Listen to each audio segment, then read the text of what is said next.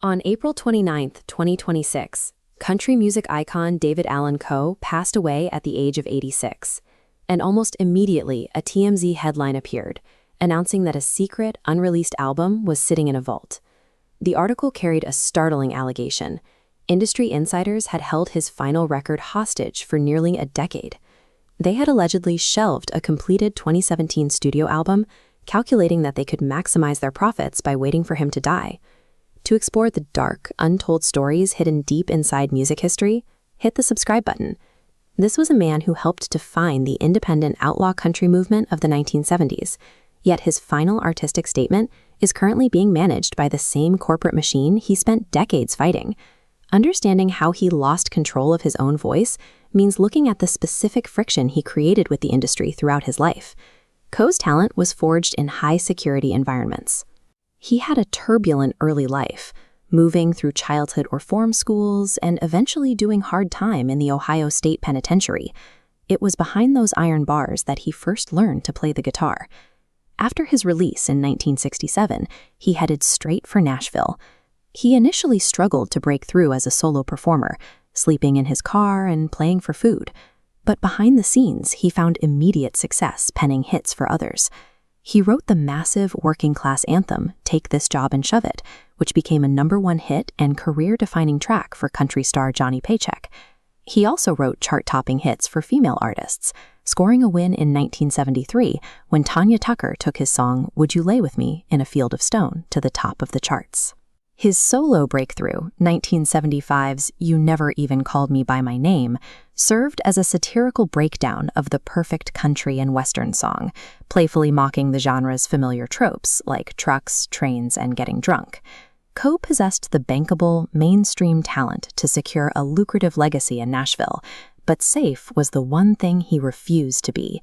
He adopted a persona called the mysterious Rhinestone Cowboy, blurring the lines between reality and fiction.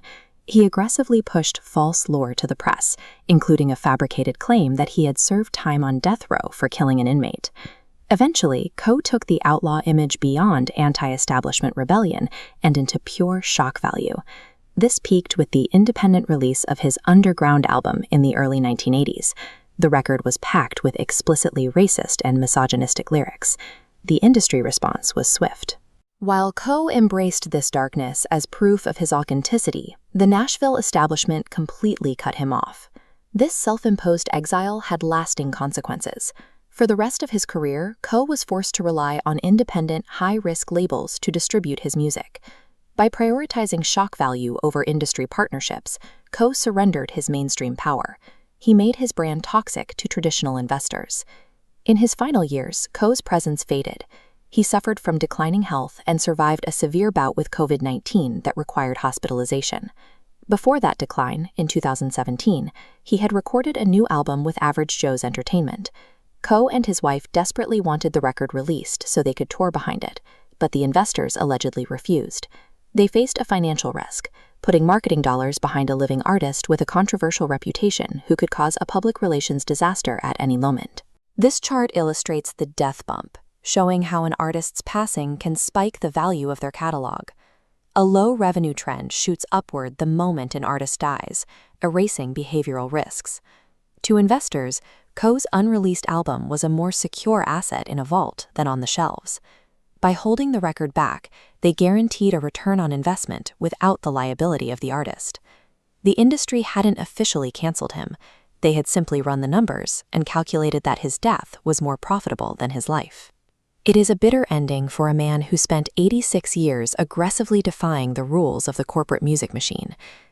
That lifelong rebellion stands in contrast to his current state.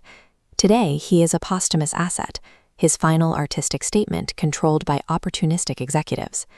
It raises a question about the outlaw myth.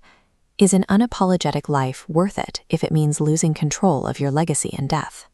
David Allan Coe demanded to be country music's ultimate outlaw, but the price for that rebellion was ultimately paid by his own ghost.